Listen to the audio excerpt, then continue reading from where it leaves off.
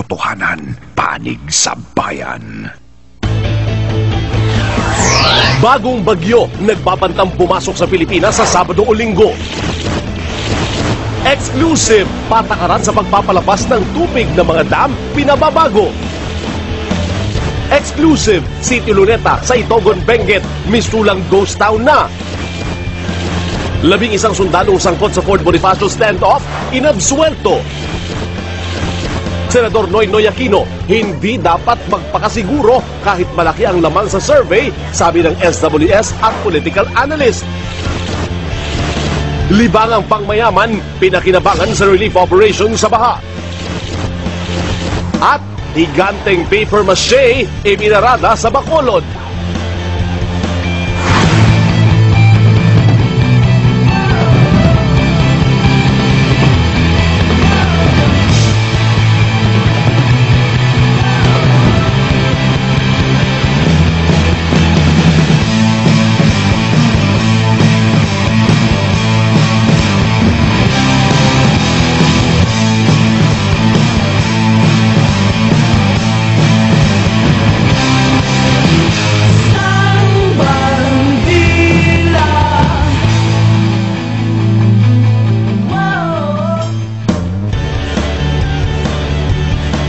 Sa mga balitang bumabandila, nanindigan ang NAPOCOR na tama ang pagpapawala nila ng tubig mula sa San Roque